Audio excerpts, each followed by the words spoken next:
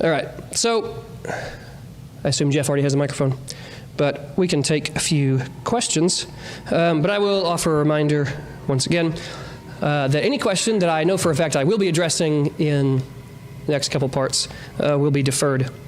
It's a good way to keep people hanging on and to give an appropriate answer, because if I haven't prepared ahead of time, I feel like I shortchange people. So.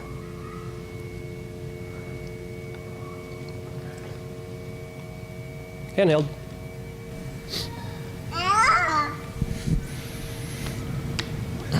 Hello. All right. Perfect. Cool.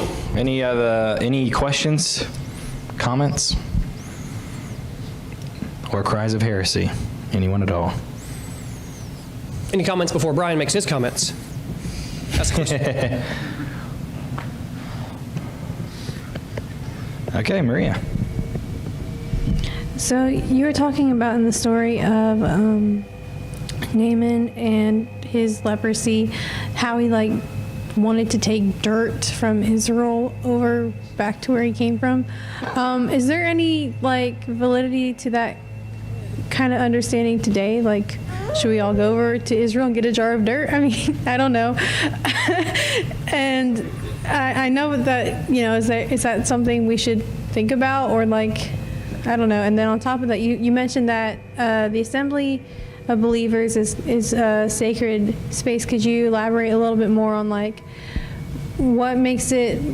I mean, I know to the degree it's a sacred space, but how do we keep it sacred, and what will help us make it a sacred space? No, that's good. So the first question about the dirt, I don't think it really has any effect. I don't think it had any effect for Naaman. But in his mind, it was the land itself that was important. And that's what he needed to symbolize that he had changed, right? He had pledged his allegiance to Adonai rather than Rimmon. So in his mind, because to the ancient mind, this is, this is a territorial god. This was essentially how they viewed it. And so Rimmon, well, he's the god of Aram. I live in Aram, but I want to take land back to Aram that belongs to the Lord, because truly he is the only God. So was there any, I don't think there was any actual effect. And I think if there was, it would be important enough to be mentioned. But in his mind, there was. So should we, you can go get some dirt if you want. I know people that have sand from the beach, either in Galilee or at the edge of the Dead Sea, in a little jar in their home. It's kind of like going on vacation and filling a jar of sand. I don't think it has any special purpose. But to the second question, so us being sacred space, believers being sacred space, again, Paul uses the terminology that our body is a temple, and he uses that specifically because he's talking about the indwelling of the Holy Spirit. Because, as they all knew, the Spirit of God sat in the tabernacle, the Spirit of God sat in the temple. That was the place. You looked over there, that's where okay, God's Spirit dwells there.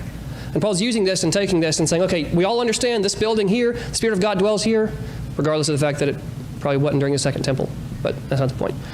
So you understand, the Spirit of God dwells in you, then you become sacred space. All the more reason, especially in 1 Corinthians 5 in his context, not to commit these gross sins against your own body, right? Again, what he's talking about are these immoral relationships. And that's the whole reason he's willing to kick someone out of the assembly, is because this man is engaging in this immoral relationship. But in the same context of what he's talking about here in 1 Corinthians is where we get him talking about, every sin that you commit outside your body, but a sexual sin you commit against your own body. Right? So again, it's these types of immoral behaviors that would defile the temple. They defile the body, and therefore they defile the sacred space of God. As for keeping yourself dedicated, so to speak, to him, really it's, I like looking at the temple, the service that happened at the tabernacle and at the temple, and understanding how do I relate that to the way I live my life.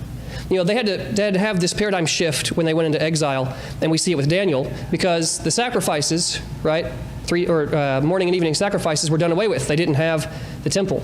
Right? The Babylonians destroyed it. And so they started praying at those times instead. They said, well, I don't have a temple, I can't sacrifice, but I can pray. Right? I can pray at specific times. I can dedicate myself in prayer.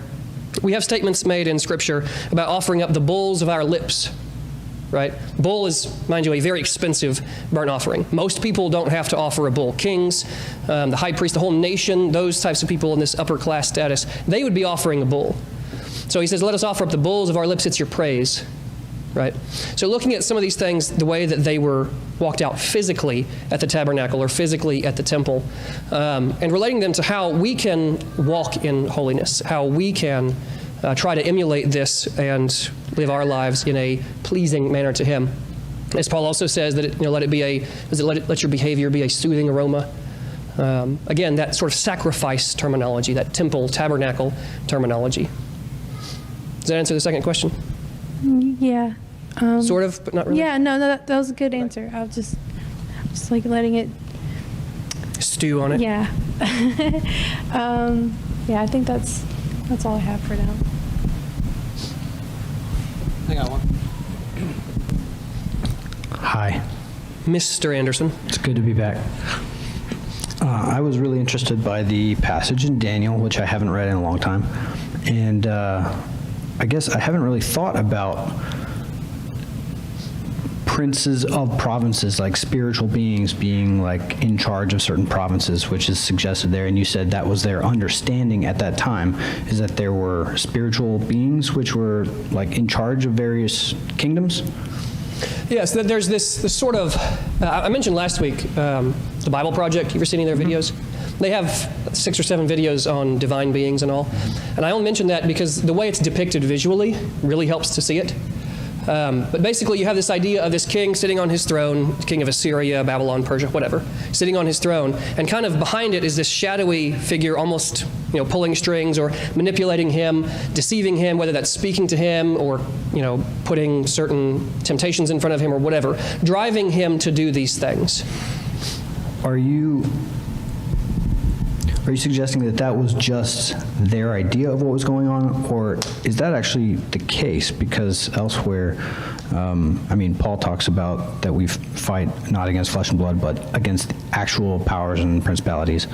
Kind of makes me think of like Frank Peretti's books. Like you got various Complacency and deception. Yes. Yeah. Yes. No, I think, obviously they did view it that way. There's no way around that. The question then is like, well, is that just how they saw it, or is that actually how it is? Yeah, that's my question.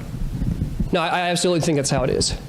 And I do think that's why Paul makes some of the intentional language that he does. Maybe Jeff will speak to that briefly. Normally I defer New Testament questions because we're still working our way through it. But yeah, Paul does use specific terminology talking about rulers, powers. I think it's 4 or 5 different words he uses in a couple different places. And some of these, one of them is archon, right? Prince. And some of these are used and were known by Jews, especially because of the Septuagint, and that's the word translated as prince in Daniel. So when it says the prince of Persia or Michael the prince, this archon, this being here, would be immediately what somebody that knew their Old Testament, hearing or reading Paul's letter, would say, hey, you know what? This is probably a reference to the prince of Persia or the prince of Greece. But again, this whole idea being that there are these beings that rule over these nations because God apportioned them that way. Because when he divided them up at Babel, it wasn't just, well, none of you speak the same language, go your separate ways. Right? It's he divided them up. And then the members of the divine council, these spiritual beings, were appointed. You are over Yavin, right, which would be Greece. You're over Persia. You're over, these other sorts of nations. And so in Psalm 82, which is just 8 verses, it says he stands in the midst of the divine council and he judges them for not ruling justly. Right, so he apportioned essentially them, okay, you guys are ruling over the nations. I'm going to stick with Abraham, and I'm going to make a nation from him for myself. And that's why you read through Deuteronomy 32, and he says in 6 different ways, Israel is my people. Jacob is a people I've taken for myself. Don't go and serve other gods, which are foreign to you. You didn't know, right? They're foreign to you because you're my people. You exclusively have me. These other things, I created them. I put them in charge of these nations. But they didn't rule justly. And so again, in Psalm 82, that's the judgment being pronounced is on these beings for not justly ruling. So can we safely assume that there is an assigned prince of the United States of America that's been assigned to the United States of America? I would say that's a fair assumption. Now, of course, the problem we have is that the United States of America didn't exist back then. But I would say the way I would read it is more of, again, the nations were divided up, right? And these different beings, the nations were apportioned amongst these different beings. I would say it's more like inherited, right? The U.S., obviously, this country was built coming from somewhere. People migrated and moved on. If you left the land of Aram, where and you started a different nation, would you say, okay, well, I freed myself, now I become my own God, or whatever? Again, there's a lot that's not said. So it's hard to definitively state what happened to new nations that didn't exist back then, or how that parallels today. But it does seem that in Paul's own time, he understood that these people, humans, that are in power, there are other things out there that are at work here and influencing them. And some things, if you read the treatment of some people, if you read some of the horrible things that Caesar did in the Colosseum, I don't think just a normal human's like, hey, let me do this horrible, wicked thing outside of some sort of evil influence. You hear stories from the Holocaust the same way. I think there's still this sort of influence. You mentioned Peretti's books, where you basically have this idea that there's a spirit of deception and a spirit of complacency and a spirit of these different sorts of things that affect people. I think that's a pretty good way of describing it. There are spiritual things that affect us today. That's without a doubt. I don't think it's the way it's often portrayed in especially more charismatic circles, where everything's the devil and everything's a demon and everyone's possessed and all this. But there are definitely these beings that are working in the world. Yeah, a couple of things there on something you'd said there, Hans, was you had mentioned Ephesians 6:12, where in that passage is, let me read. For our struggle is not against flesh and blood, but against the rulers, against the powers, against the world forces of this darkness, and against the spiritual forces of wickedness in the heavenly places. So there's 4 particular groups mentioned there. There is against rulers, 1, powers, 2, world forces of this darkness, 3, and spiritual forces of wickedness in the heavenly places. So the first 2, if you kind of cross-reference some of the usages of those words, are actually earthly rulers, right? And the last 2 are referring to basically just exactly what it sounds like, spiritual forces of sorts. And a lot of people take this passage to mean like we're not struggling against people. The truth is we are struggling against people, right? We're struggling against ideologies. We're struggling against false teachers. We're struggling against people. Some people will take this passage and say, oh, well, it's not people we're struggling against. It's the demonic forces behind the people. That's not what the passage is saying, right? Because Paul's writing at this stage of things, he's writing from prison. So there are people that put him there, right? So the reality is that we are I think he's writing this as an encouragement to say, look, we're in a battle right now. We're in a battle against rulers on earth and rulers in the heavenly places. And I think that that's relevant to get to your second point there about is there a prince over America? And I think that the what I would say is and I think this will, maybe I'm getting into a little bit of where you're going with the series a little bit here, but Messiah sent us out as with the Great Commission, the idea that we are to make disciples out of the nations, that he was granted all authority in heaven and on earth, right? And so what the part of what our mandate is here is we're going out and we're reclaiming that dominion, right? In the name of the gospel, we're going out, we're reclaiming these territories. We are, so like I would say, to answer your question about is there a prince in America, I would say that there are forces here in America amongst certain ideological leaders, against certain governmental leaders, and then there's the gospel of Christ, right? Then there's the kingdom of God. And that what we are doing when we're advancing that kingdom is we're reclaiming that territory. Now, I'm not going to get into my eschatological views here, but I genuinely, I think that for us, this going out into the world and making disciples of the nations should be a direct mandate to us of why we, as believers, are not called to let go of the culture.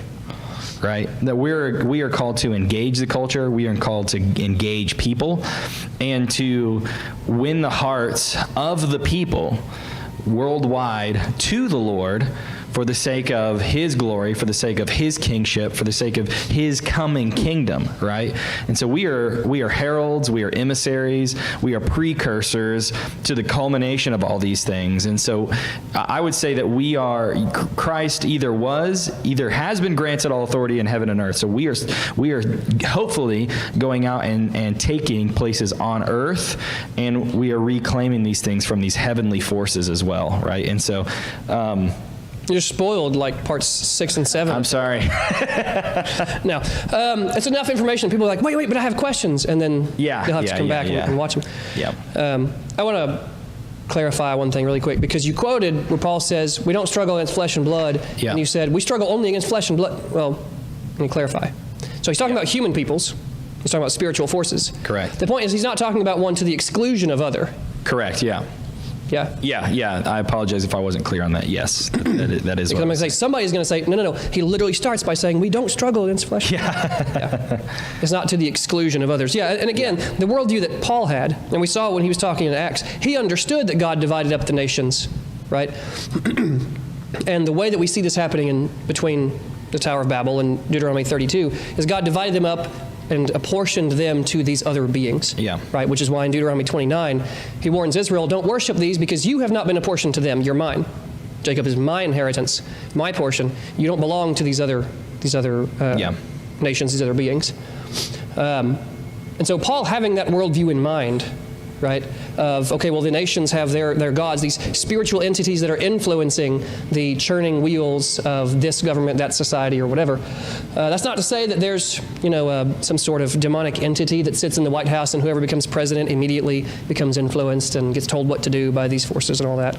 But it's more like there is this sort of, like I said, this shadow influence almost driving people to commit these atrocities, driving people to fall, to sin, to oppress people. And again, all of that's mentioned in Psalm 82. He's judging the gods for leading people astray, for mistreating people, for not ruling and judging justly. Awesome. Any other questions? There's several questions and comments online, but if there are people here that have some, before I turn to the ones that are online. Brian? We're trying this new microphone, so let me know if you can hear me. I can somewhat, but not well enough. Got me. Can you guys hear me now? Better?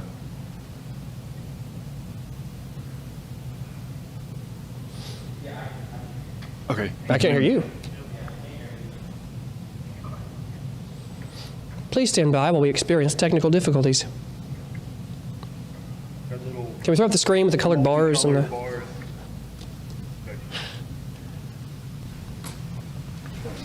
Okay. Is that better? There we go. Hey, guys. So, Matt's fixing stuff over here. So I had 2 questions. I think, Jeff, are you handling the online today? Or are you doing? Yeah, I've got the live stream pulled up Cool. here. Let's make sure you can see them. So my question is on the principalities. If perhaps these are not tied by national borders as much as the concepts of nation. In ancient times, it was more about your religion or your faith or your culture than it was about your specific land marker.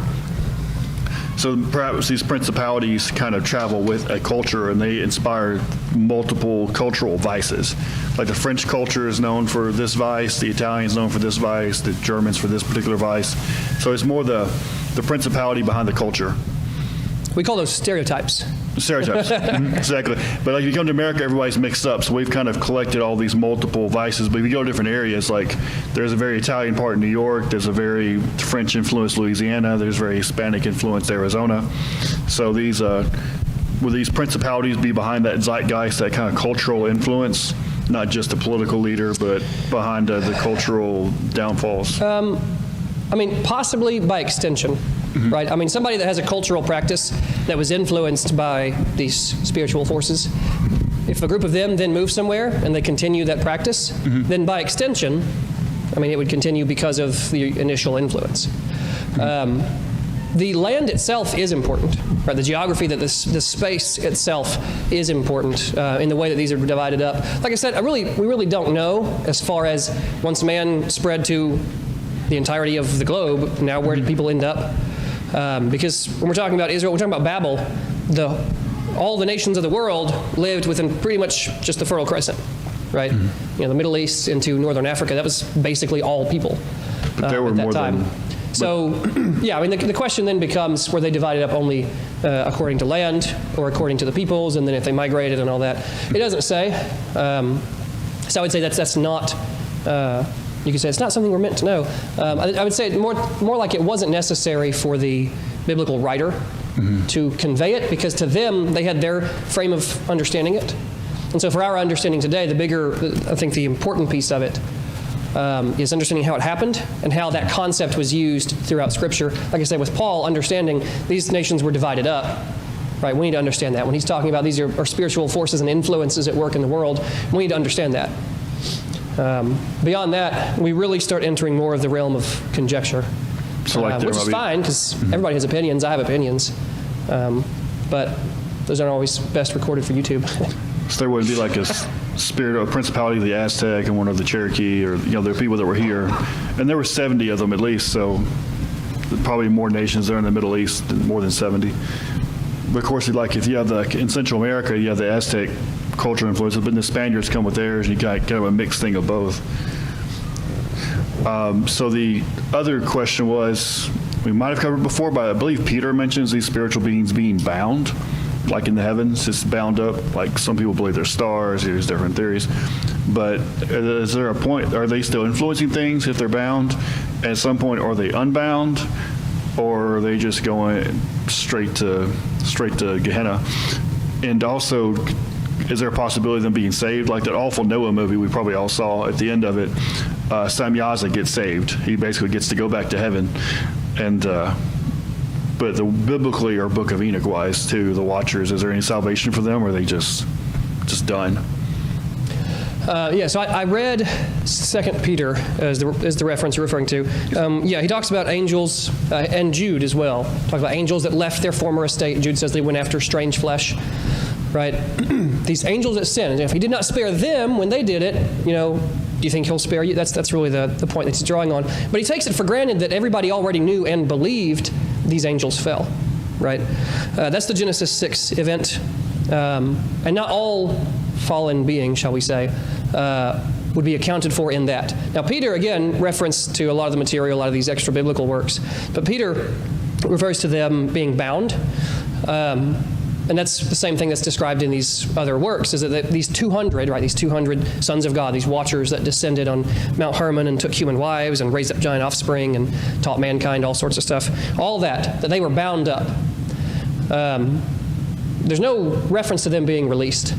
We know from Matthew, Yeshua talks about those that'll be taken up and thrown into the fire. It says that was prepared for the devil and his angels, right? So there is a fire that's been prepared.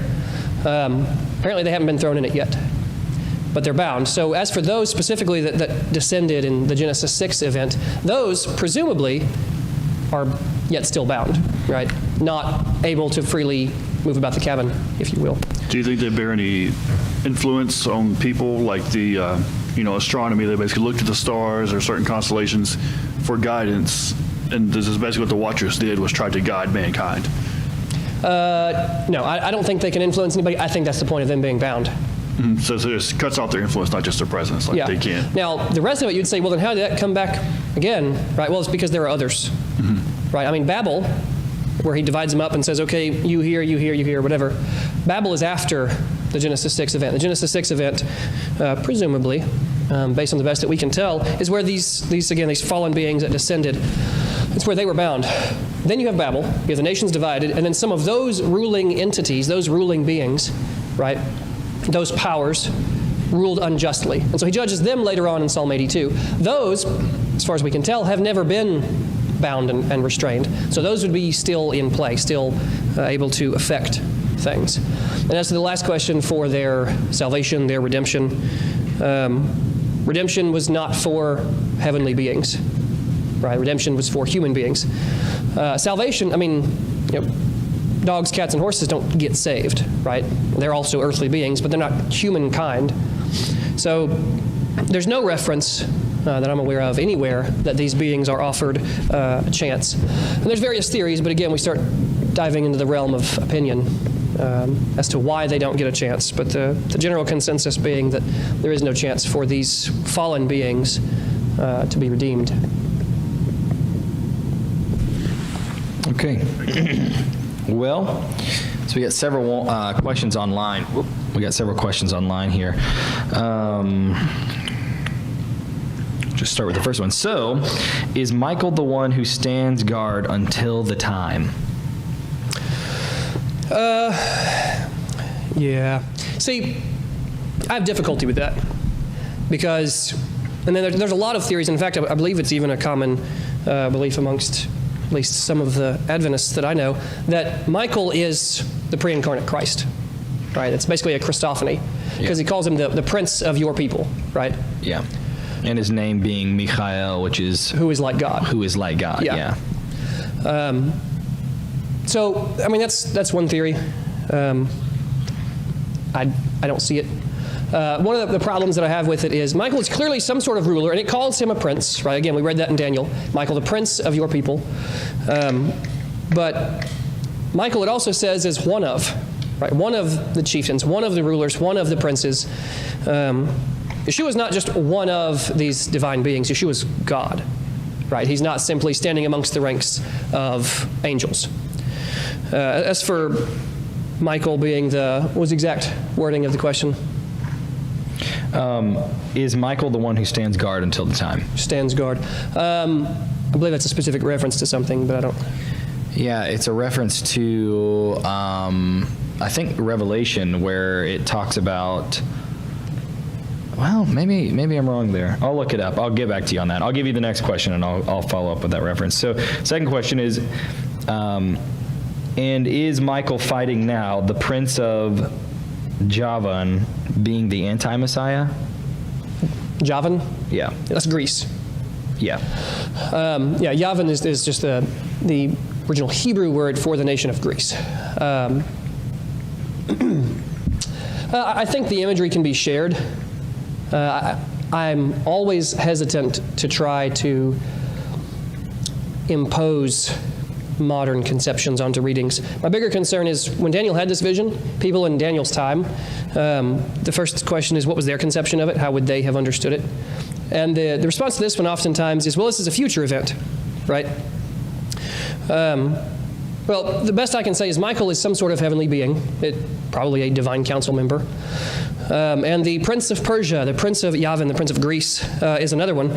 I tend to take that this is more of a reference to things that happened in the 2nd century BC. In fact, because I also believe that Daniel is speaking of events that were future to him that were fulfilled around the time of the Maccabees. If you read through 1st and 2nd Maccabees, you can actually track events, certain wars, certain kings that moved. This one came from the south, this one came from the north. And it actually tracks perfectly around, I believe it's Daniel 11. And this is the precursor leading up to Daniel 11. So the Prince of Persia, well, that's, again, Persia. The Persian Empire is in charge. But Greece is coming, right? I mean, Greece is at their heels about to take over basically everything that Persia had conquered by and large. And, of course, and then eventually Rome after them. But I think this is more a reference to events that were future to them, but have since happened in the past for us. Maybe that's an unsatisfactory answer. It's not a fun answer. It's like, oh, that's already happened. Nobody thinks that's a fun answer. Another question being the man who stands in the temple claiming to be God. Basically, the question is, because the follow-up to this is the temple. I think the temple question in regard to us being the temple. So, like, I think the question is about, like, the man who stands in the temple claiming to be God. If we are the temple, is this sort of like... Is there a man standing inside me claiming to be God? Right. Like, what do you... Yeah. I think we're reading that anachronistically. I don't think Daniel, when Daniel speaks of things being in the temple still stood, right? It was still, well, I mean, no, but they would be rebuilding it. To Daniel, the temple was a physical building that David and Solomon built, and the presence of God dwelt in there. So to Daniel's audience, language of the temple, of someone coming into the temple, was the very thing that they saw happen with Nebuchadnezzar in Babylon. He came into the temple, he thought himself God, right? He destroyed it. He razed Jerusalem. right? Burned everything to the ground, carried everything off.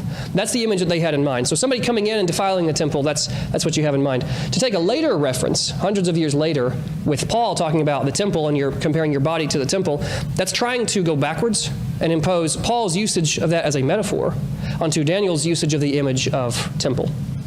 So to me, it doesn't really track. It's similar to doing a word study by taking one word and one meaning of that word, and everywhere you see it, it only means this one thing. And word studies don't work that way.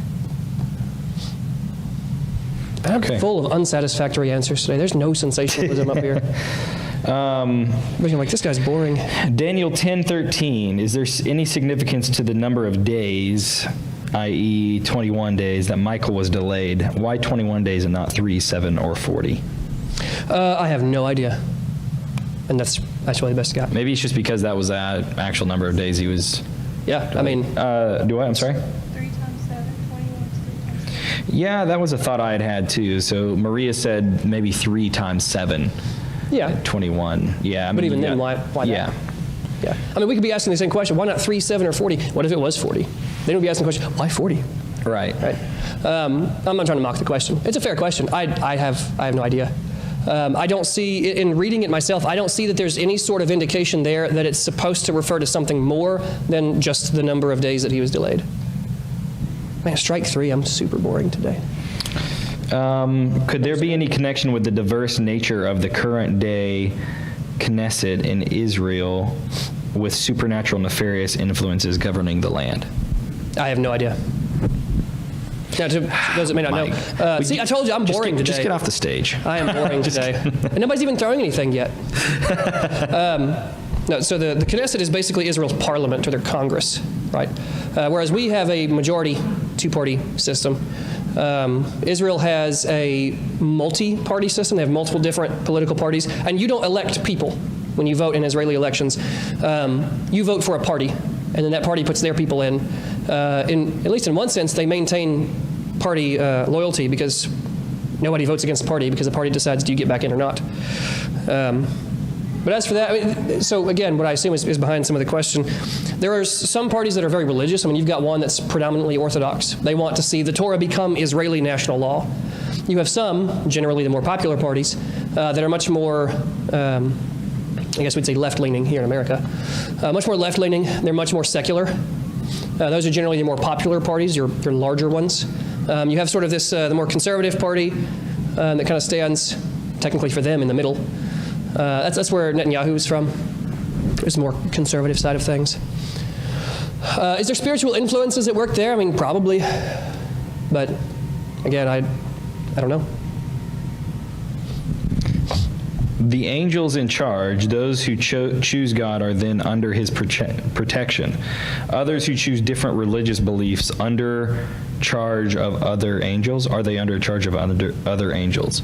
So like, yeah, okay, so I think what the question is trying to get at is those who choose God, people, humans who choose God are under his protection. And others who choose different religious beliefs, are they under the charge of the other angels, basically the other angels who are in rebellion to God? I would say under the judgment of, right? I mean, this was a large part of what this whole angelic rebellion was getting these territorial beings, these sons of God, instructing the people and ruling them unrighteously, which in many cases, judging by the number of false gods, just the people in the ancient Near East worshipped, they essentially led the people to worship themselves, right? Some of these fallen beings being worshipped as God in place of God. So under judgment because of that, under the charge of those beings, I mean, sort of. But again, I'm hesitant to try to make any sort of claim that then we'll take and say, okay, well, this is the Hindu god, and so it's over here, and this is the Buddha god, and this one's over here, and this is the Jain god, and this one's over here. And the difficulty you have too is there are certain religions. So I mean, this is where it does get tricky because you've got certain religions that don't have gods, right? So namely, it's like Buddhism, for instance. what some people would call an atheistic religion, because Buddhism, people think you worship Buddha. Buddha was kind of like their main, what we would call prophet, I would suppose, their main religious leader, teacher, but he wasn't God to them, right? They don't believe in a God. They believe in a energy or a force of some sort, right? And so, if you're trying to draw a direct correlation between, saying, oh, well, I worship, I'm Hindu. Well, they have thousands of gods, right? And so 330 million. Right. So, then the question you have is, okay, well, that's news to me. That's interesting. But the point being is that you've got them, do they have these multiple gods that they're worshiping? I think the difficulty you have is when you try to directly translate it over. And I think that, too, you have the other issue of new religions that pop up tend to appropriate the gods of the older religions. And so what's not being said here is that there is a god, there is an angel named Aphrodite, or there is an angel named Krishna, Right. or whatever. What is being said here is that human beings throughout history have experienced some kind of spiritual entities in which they have attributed names to and have worshipped, right? Not that, and is there a certain amount of innovation that humans have come up with in there? Sure, of course there is, but the reality is that they're not pulling the idea of these beings out of the ether. They're coming from some place, right? And there is some spiritual influence transpiring. Now, whether or not it directly correlates, what they're espousing to believe directly represents something that they've received from an actual spiritual entity or not, that is in question. But yeah, so I just thought that was worth saying. Yeah. No, I think it's a pretty solid answer. The 330 million comment is actually a story. I would think it was a Brahmin, allegedly, the Hindu priest, that had asked how many gods there are, and the answer was 3. And he asked again, the answer was 30. And he asked again, the answer was 3,000. And eventually got to 330 million. And the idea being that anything can be God. Right, that was essentially their whole thing. Because they believe that the gods eventually die and are also reborn, or they're reincarnated. To them, everything, being the tiniest bug all the way up to the gods, everything will eventually die and be reincarnated. Their ultimate goal is to break that cycle of reincarnation. But yes, they have many gods. I doubt anybody's actually counted 330 million. Right. That's the story. Yeah, there's a lot. Yeah, no doubt. They don't. That's why the number's so high. They just keep adding more. Yeah. It becomes a fish story. So, Somebody's going to bring up Dagon. So she came back with, Katie came back with the reference to what she was referring to as 2 Thessalonians 2. Let me pull that up here. With regard to Michael standing guard.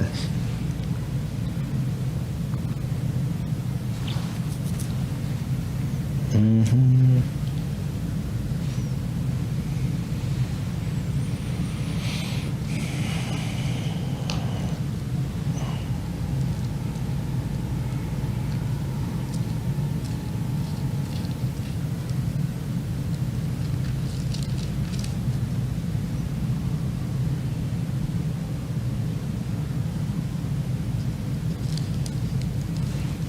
I actually just read through it. I'm still not seeing it in here.